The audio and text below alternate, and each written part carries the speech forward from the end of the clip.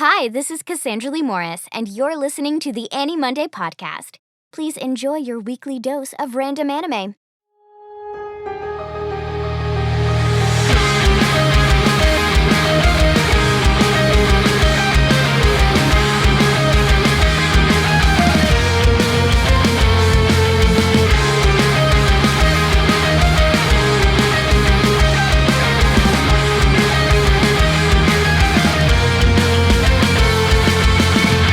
Hello, and welcome to the AniMonday podcast. My name is Colin Hemphill. And I'm Kayla Hemphill. On our show, we roll the virtual dice each week and must watch a randomly selected anime title. Welcome to 2020! Yeah, Happy New Year, everyone. We hope you had a great holiday and are excited about the new year. New decade. Same bad anime. Last year, we hit the random button on Crunchyroll, and the mask that we put on is called JoJo's Bizarre Adventure. JoJo began as a manga series in 1987 by Hirohiko Araki, and it is still ongoing. There were also several spin-off manga series, and the main manga series is currently split into 8 parts, covering different generations of characters and kind of different story arcs. There have been a few iterations of anime adaptations. The first was by Studio APPP and was released as a 13-part OVA based on the Stardust Crusaders arc of the manga. And they also released a film in 2007 based on Part 1, which is called Phantom Blood. The show that we watched was by David Production, and that is kind of a long-running anime series that started in 2012 and plans to cover all parts of the manga from start to finish. The first season covers parts 1 and 2, which are called Phantom Blood and Battle Tendency. In addition to these, there have been several light novel series, audio dramas, lots of video games, including a lot of incredible fighting games, and also a live-action film that covered the Diamond is Unbreakable story arc. We watched the first 4 episodes of the David Production series from 2012, so we'll be covering the very beginning of the Phantom Blood arc. Kayla, would you like to give us a synopsis? Jonathan Joestar, commonly known as JoJo, lives a privileged and happy life under the care of his doting father. When a young boy named Dio Brando becomes part of the family, JoJo's life is turned upside down. Jonathan knows that his new rival is up to no good, but he doesn't know quite how far Dio will go to steal wealth and power from the Joestar family. So I don't know about you, but I feel like we need a little bit of a disclaimer up front before we start talking about one of the world's most popular anime series. Yes. And that is that I have personally heard a lot about this show. Yes, I have gotten so much hype from people in my life. Many recommendations, many opinions about the show and which arcs are worth watching and which are not so great and all sorts of stuff. And so I've always been kind of intimidated by it just a little bit. There's a lot of media around it. And especially with people making stipulations about like, oh, you should watch this part and you can skip these, and it's just overwhelming.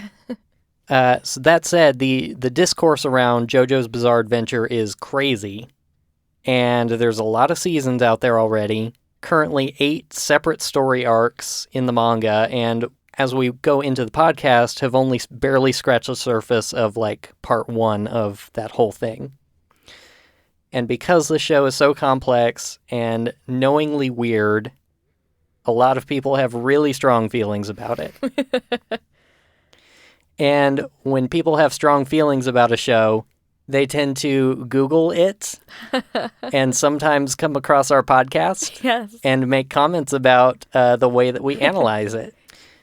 So I do want to just put out a reminder, especially if this is your first episode that you're listening to, that our podcast is built around the premise that we only watch 4 episodes of the show. And then we discuss it and we make a snap decision about it. That's kind of how the show goes. Yep. So our analysis is not indicative of the show as a whole. It's just an analysis strictly based on the initial impression that the show makes on us personally. So if you're just joining us for the first time, we're going to talk about what we saw, and then we're going to move right along to a different show. Mm-hmm. Do you want to start with the story? Sure. I think I came into the show with a weird idea of how it was going to feel. And I think that actually helped me. Something that I spent a lot of time watching was Doctor Who. And this show kind of reminds me of that there's different iterations of the Doctor, and that means that there's different characters that he interacts with, there's different storylines that he goes through, there's a lot of different kind of things that end up being the focus of each Doctor's iteration. And this kind of feels like that. Something that I could at least appreciate about these 4 episodes is while the story is weird, I mean, it's called JoJo's Bizarre Adventure, so I was anticipating weirdness. They actually do a decent job of helping you understand what's going on. I didn't find it confusing so much as just like, oh, this escalated quickly, and this kind of took a different direction, and that is a weird thing that just happened. But I wasn't lost. I didn't find myself being like, hold on, I don't understand what's happening. Who is this person? I didn't find myself in that position. And for a show that calls itself weird, it was kind of refreshing to actually be able to follow the story. Sure. I mean, these first 4 episodes are more or less just like some kind of burly British dudes getting into fights with each other. Yes. And they meet some strange characters with weird rock and roll names. Yes. And then there's like an ancient evil awakens. Mm-hmm. And that's more or less the premise of these episodes. Yeah, we kind of go from this brother rivalry to world domination in the span of an episode. Should I just dive into like a little bit of a story kind of recap on things so far? Probably. Okay. So the show takes place at the very beginning in 1868 in England. And a thief comes across an overturned carriage, and upon trying to loot it, finds that a man and his son are still alive inside. That man is George Joestar, who is JoJo's father, and his son, who is still a baby at the time. And the thief is Dio Brando, which is, you had mentioned, Dio is kind of the antagonist of the show. Mm-hmm. And that is his son. Yep. So years later, Dario is kind of owed a favor because the Joestar family thinks that he saved them when he was actually just trying to loot them. Mm-hmm. And so as Dario is dying, he sends his son to go live with the Joestar family. And it becomes really apparent as soon as Dio comes to the Joestar household that he is going to try and rip apart Jonathan's life. Right. As instructed by his father. Yeah. Over, 12 years. Mm-hmm. And so we do meet these characters when they're 12 years old, roughly. And they, like you said, kind of just have the sibling rivalry sort of thing. But Dio just descends rapidly into, like, I'm going to kill your dog, or I'm going to steal your girlfriend. Right. But the majority of the show actually happens, like, 8 years later when they are, I guess, around 20 years old. Yeah, they're in college. And it's at this point when Dio is trying to speed up the process because he's getting bored with this family and tries to poison Mr. Joestar. Mm-hmm. And Jonathan discovers this by a fluke and is like, aha, I have proof that you're evil. And then our story takes a real sharp turn. Right, kind of all along, you had been seeing scenery in this like mansion that the Joestars live in, and it's clear that they have been on some sorts of adventures in the past. And part of that is that they have this mask hanging on the wall that came from like an Aztec ruin or something. That his mom had? Yep. And eventually Dio figures out that if he just puts this mask on, he turns into a vampire. Mm-hmm. And for all intents and purposes, like, they just try to kill Dio a few times and it doesn't really work so well. Yep. And we're kind of left up in the air about what's going to happen next. Yeah, and that's pretty much where we ended. All right, Kayla, well, do you want to talk a little bit about our characters themselves and kind of what they're all about? Our main character, JoJo, is not one of my more favorite protagonists that we've had on the show. He really exemplifies like how privileged he is. Everything comes super easy to him. Even when he's faced with the hurdles that Dio puts in front of him, like things are just handed to him. He loses a bunch of his friends because Dio, says some like bad remarks about his character. And then he's given a new friend and he's super happy. And then later when, he's faced with Dio being a vampire, like a dude just walks up to him and is like, hey, I'm going to teach you how to defeat vampires. And you're like, what are you doing? It kind of reminds me of Ash from Pokemon. Like, Ash doesn't really do a whole lot well on his own. It's mostly other people coming and being like, hey, I'm going to help you in this situation, or I think you have a really good spirit, so I'm going to give you this badge. It kind of feels like that. It's sort of like everyone just gives JoJo the chance to seem awesome, even though he's not really doing anything. He's not overcoming. He's not really growing in any way. He's just kind of, I'm the good guy, so I'm going to be good. Right. They try to give him like this gentlemanly code of conduct, code of order sort of mentality, to the point that like other characters meet him and instantly think like, wow, you're so courageous and wonderful. Yeah, like people who were trying to rob him get in one scuffle with him and they're like, hold on, this dude's amazing. We should not kill him. And you're like, what? But in reality, like, this character is basically, oh, Father, why do you allow this cretin to ruin our family? Yes. Mm-hmm. So conversely, Dio is the exact opposite. He is, like, crazy evil for no reason. Like, he is not subtle.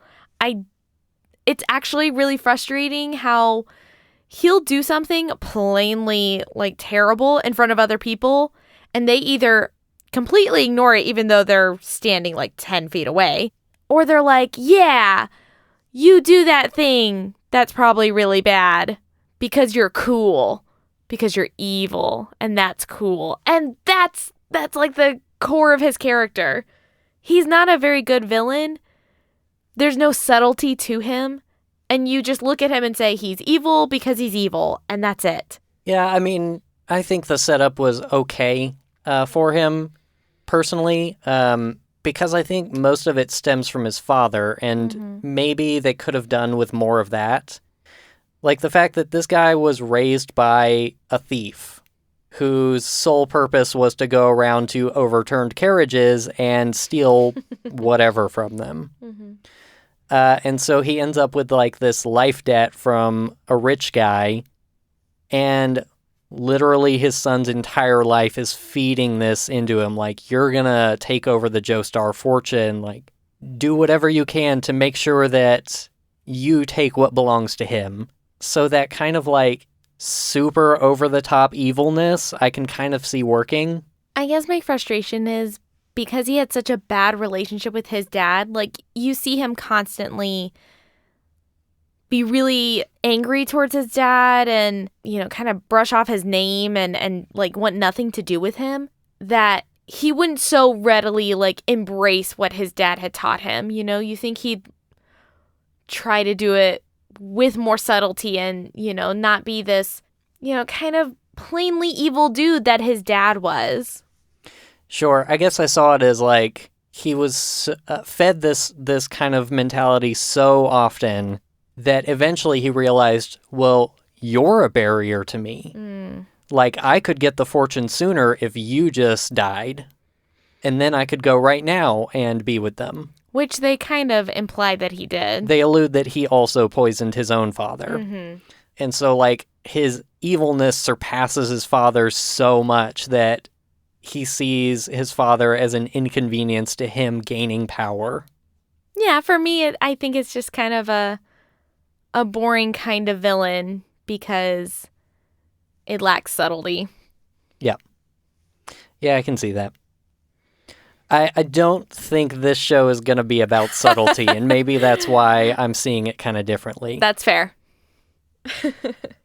We'll get to a couple other characters who are going to be a little bit more important later on in this arc, but I do want to talk about one particularly boring character who shows up briefly and doesn't make any impact, and that is Irina, who, as far as I know, exists only to get JoJo worked up at one point in the story when Dio tries to sabotage their relationship. Yeah, it's a big bummer to me that the only female character is used strictly as a bland love interest and then immediately discarded and only used to, to be like, remember that girl? She's still around. Yeah. Okay, so I want to talk about two more characters real quick. One of them is important right now only in name, and the other might be important, but I haven't quite figured that out yet. When JoJo goes into the city of London to try to figure out what this poison is and to get the proof that his father is being poisoned, that's when he ends up in like a dark alleyway and is cornered by a group of thieves. And that's when the thief is like, oh, you're rad. Yeah, you have all this integrity, and I look up to you, and I'm going to be your friend now. Yeah. And that man is Robert E.O. Speedwagon. Yep. Remember that subtlety thing I mentioned? Yeah, his whole character design is basically to be like, I can see through your lies, and I can see the heart of any person that I encounter. And you're like, why? Why do we need you? Just to drive home points that were already super, super obvious. It is weird to me that people inherently trust Speedwagon more than they trust Jonathan. Like, right. Jonathan has been saying, hey, Dio's kind of evil, everyone. Like, I'm pretty sure he killed my dog. I'm pretty sure that he lies all the time and he's doing all this terrible stuff. And everyone's like, no, he's not. As soon as Speedwagon comes and says, this dude is really evil, everyone's like, oh, you're right. Why? Well, I mean, I guess it does sort of line up with him putting on the mask and being a vampire. Sure, I guess. The last character is Will A. Zappelli, who kind of all we know about him is that he has some sort of past with the mask and has had experience with it, and so he kind of just shows up in JoJo's life out of nowhere. And my understanding is that throughout JoJo, they're going to kind of deal with a particular supernatural power, and that's kind of the mode that they use for all of these fights throughout the different arcs. Mm-hmm. And in this case, Zappelli is kind of teaching JoJo how to utilize this power that he knows how to use. Yep. Yep. That's it so far. Yeah, that's pretty much where we wrapped up, and like we said, nothing too complex so far. No. We'll be right back after this short break.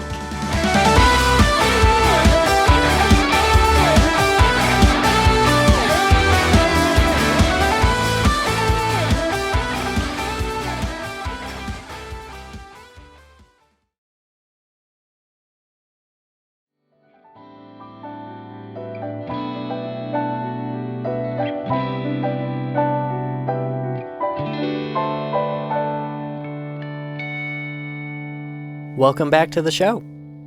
Kayla, would you like to start off our discussion talking about the production elements of the show? So the first thing that I want to talk about is the character designs. These characters are really reminiscent of their origin in the 80s. So if you're looking at any sort of animation, not just anime, but also, American cartoons that are going at the time, a lot of male characters are overly muscular. They're humongous characters. Yeah, just hulking beasts. Yes. And almost all the males in this show are that way. Right. Yeah, like I said, when we kind of first meet JoJo and Dio, they are 12 years old. They do not look 12. No, not at all. They look like giant adult men Yes. at 12. Yes. And then when the time leap happens, you're like, what are these things? They full on Hulk out, which kind of leads me to something that I think we've talked about in a lot of shows, which is a lot of anime has teenagers as protagonists. A lot of those protagonists do not look like teenagers. And I'm just starting to kind of reconcile that it just must be very challenging to design teenage characters. And I'm going to try and be more gentle on my criticism towards animators because I can't seem to understand why every kid either looks significantly younger than their age or significantly older. And there's not this great, 10 to 17 age that they actually look like the kids that they are. Yeah, I think I would agree with that. I don't know. Maybe it's just that, 12-year-olds are super awkward looking. Yeah. And you don't really want an anime character to look weird and awkward. That's fair. Yeah, I mean, there are some exceptions, like maybe Fooly Cooly, which has a young kind of preteen protagonist who is kind of super awkward. Yeah. And is really struggling to figure out who he is and how to act like an adult. Right. This show doesn't do that. No. No, everybody looks like a mini adult. The dog is the only one that looks proper age scaled size. Yeah, as far as character designs, this is definitely one of the most recognizable things about JoJo as a series. I love that they've decided to really lean into the original aesthetic instead of saying, hey, this isn't really the style that's going on right now. We're going to modernize it. They actually kind of took some of the original designs and leaned more into what was happening at that time than tried to make it more modern. I think the only modern part that we see is in the intro. Yeah, I mean, in general, if you see these characters, you've probably recognized them. No matter what season you're looking at, the art style and the character designs do change up pretty drastically between them, but it is recognizably part of this property. Very angular features, very pronounced, parts of their face, and very deep shadows and things like that. You mentioned the muscles; those do kind of fade out over the following arcs. Mm-hmm.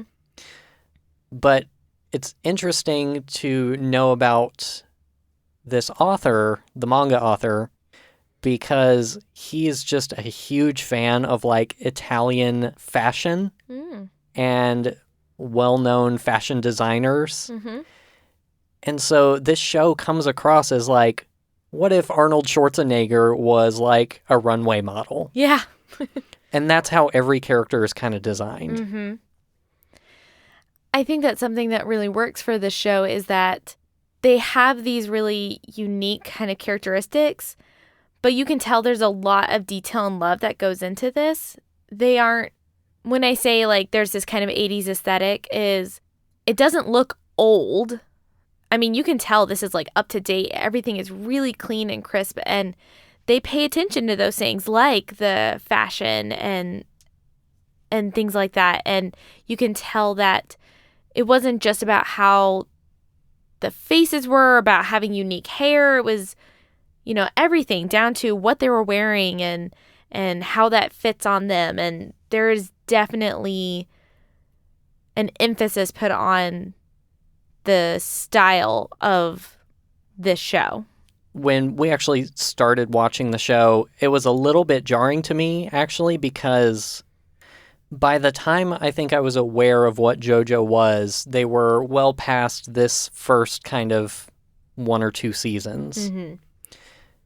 And so all of the promotional art that I'm familiar with is from like the Stardust Crusade kind of era. Yes. Or the current era, which is, I think it's Golden Wind is what they're doing right now. Mm-hmm. And so I'm very familiar with seeing those characters all over the internet. And I just think it's interesting that I recognize this kind of character design, but really haven't seen these characters at all before. Mm-hmm. I had kind of talked about the intro a little bit before, but the intro to the show is really good. I'm absolutely sure that it changes from series to series, but for this series, it has this really cool effect that is really popular right now, which is interesting because the show came out almost 10 years ago. And it is this highly stylized. The best way I can describe it is it looks like it came out of the manga. It has this sort of jump out of the pages sort of look to it. That doesn't quite carry over into the show. The intro is definitely more stylized than the show continues on with. But if you are just watching this intro, it's killer. Like, yeah, I could definitely see you show this intro to somebody and people are going to be like, I want to watch this show. Right. So it's interesting to me because, something that's got a lot of praise that just came out recently was the new Spider-Man movie, Into the Spider-Verse. And that got a lot of praise for how stylized it was. And this intro looks a lot like what they did in that movie. And so I think it was really cool to see something, like I said, that came out 10 years ago that has this look to it. Sure. And 10 years ago, like being ahead of their time is a big part of it. But it's also super impressive if you know anything about the studio that produced it. Because David Production hadn't done anything before this. They founded a few years before JoJo, and I think they had 3 shows that they had worked on, but none of them are well-known things. In fact, the David Production is named that after the Bible story of David and Goliath. They see themselves as we're little, but we're really powerful in this scene. I mean... So it's a small studio. They didn't have a lot of experience before this. They had a very small budget, but they did really cool things with it. And you can see the budget seeping through sometimes. Yeah. There will be scenes that definitely there's nothing actually moving. Yeah. But for the most part, I think they did a really good job of translating the character designs into motion. And like you said, the intro's cool, and there's a lot of cool kind of stylistic aspects to the show. Mm-hmm. The look and the feel of the show definitely is unique, and it has good throwbacks to the original source material, but still being very clean and very modern. And I think it does that well in a place that we haven't seen a lot of studios be able to marry that. Yeah, and I'm glad they were successful with this because they went on to make Cells at Work. Oh my gosh, I didn't know that. Well, kudos to them. That's why some of the bacteria villains in that definitely look like big JoJo characters. They do. Oh, well, okay. Now I know things. Yep. I did want to make a brief mention about the music. Yes. I don't have much to say about the score. I didn't pay that much attention to it, honestly. I should probably go back and check that out. But the kind of noteworthy thing for this show is that in addition to Italian fashion, the creator is very, very into Western classic rock. Yep. Hence why there's a character named Dio and a character explicitly named REO Speedwagon. But they also managed to get the licensing for Roundabout, which is a song by the prog rock band Yes, which just plays in the outro. Some of these things Colin had to explain to me because while I grew up listening to a lot of this music, there was so much of it in some places I was like, wait, what? Yeah. So there's more fun nods to music than there are like really noteworthy scoring kind of stuff. Maybe that'll improve as they, work out their budget kind of issues. All right, Colin, do you want to share your general likes and dislikes about the show? Absolutely. So kind of jumping off what we just talked about with music, one of the things that I really do like about the show is the absurdity of the characters. And I think that's kind of maybe why I enjoyed the villainy of Dio a little bit more than you might have, is that I can just see the author putting as much of that on top of these characters as possible, down to naming a guy Robert E.O. Speedwagon. And I like that he goes to such absurd lengths that it has actually made Western publishers of this manga kind of squirm. They have to go to a whole lot of trouble when it comes over to the States to be able to license everything and make sure that they don't get sued for publishing it. So very good. I'm glad he's making it hard for them. Oh my goodness. In terms of other general thoughts on the show, I don't know if you've noticed it, but would you agree that this show is kind of dripping with sexuality? Yes.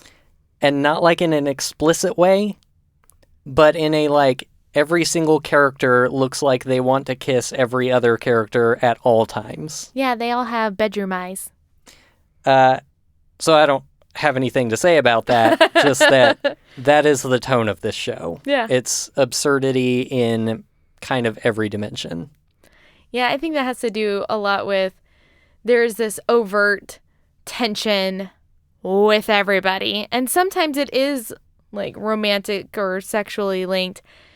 And sometimes it's just this intense hatred. And I think a lot of times we kind of see media gravitate towards the higher the passion, something romantic is going to happen. And I think that's some of the tension that you're feeling. But a lot of it is in the character designs. They have those bedroom eyes, I'm telling you. Well, and it melds with the whole, like, these are fashion stars, basically, with superpowers. The one downside I did want to talk about, we mentioned already, is, like, the complete and utter lack of female characters.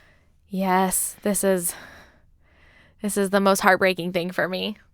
Because I know in later seasons there are people in the actual team that JoJo is working with who are actually part of the main story who are women, but we haven't met any here. No, and that's probably my biggest frustration with this so far is as a female watching these first 4 episodes, it was just sort of like, okay, this is all about male, like, egos and them not being able to, like, communicate. And a lot of these problems would be solved if people just, like, if they just, like, said something out loud, or if they weren't, like, so worried about their precious little egos. And to have the one female character just be this boring and, like, she has very few lines. She barely even says anything. And that's supposed to be part of her, like, character, is that, like, she's shy. But it's a super bummer to have a female on screen and not only not say or do anything, like, powerful, but to just kind of wilt away and not have any lines. It's a bummer. Yeah, I thought the weirdest thing about her, too, was that, like, in the early stages, JoJo is just obsessed with her. Yes. Head over heels for her. And after the time jump, JoJo ends up in the hospital, and she is, like, at his bedside, having not seen him for 8 years, And he's like, who are you again? Yeah. But she's been thinking about him the whole time. Yep. Because he's the protagonist guy. Uh-huh. Again, super bummer.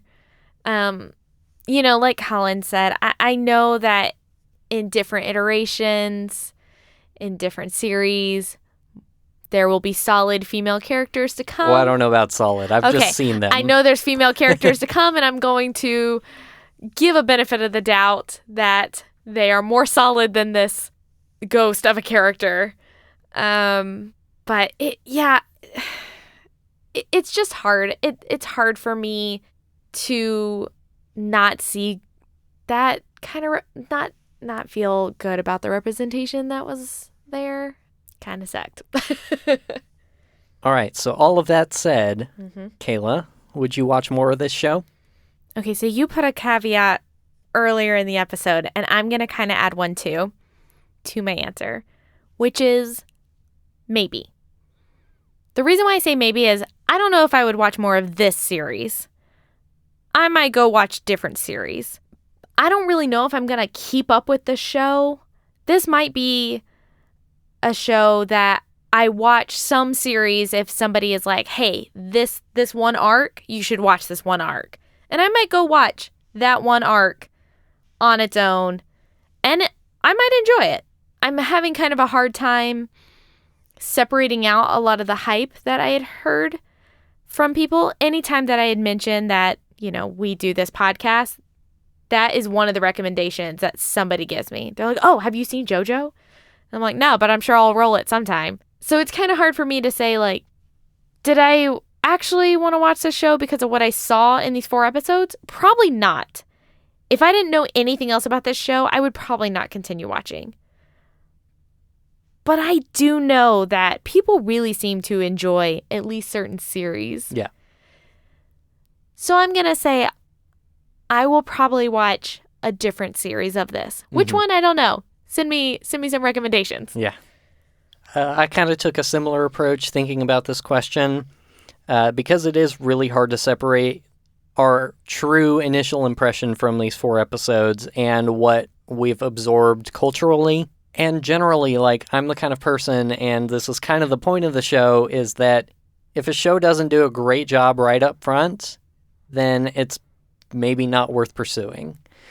In this case, however, I was entertained enough from these few episodes that even if the story and the characters weren't the best thing in the world, I think I definitely will watch something, whether that's I try to continue this series and see what happens or move on to a different arc.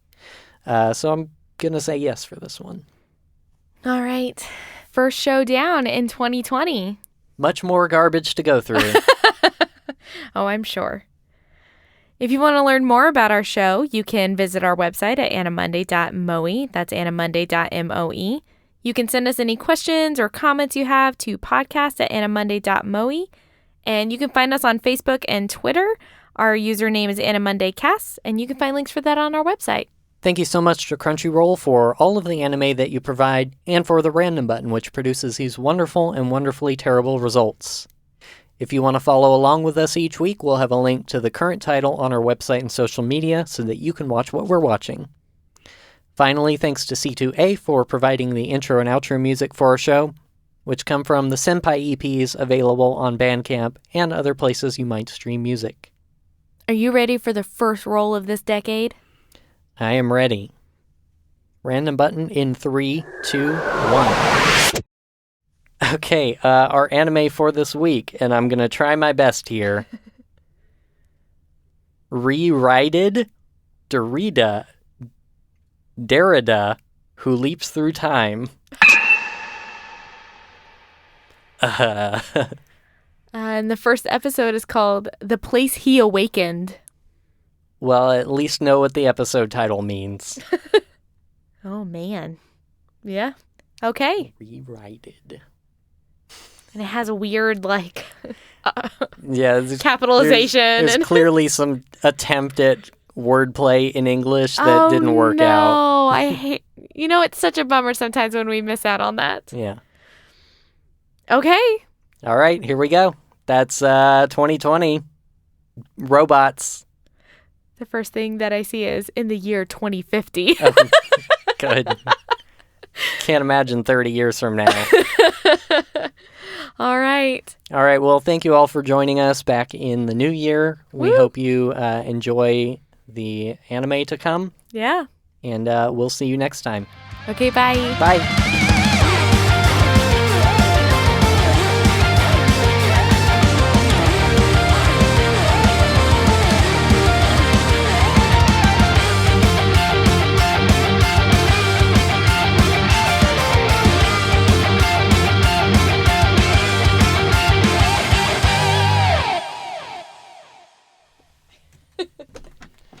Rewrited. You gotta really emphasize. Derrida. That's the name of the character, so we better learn how to say it.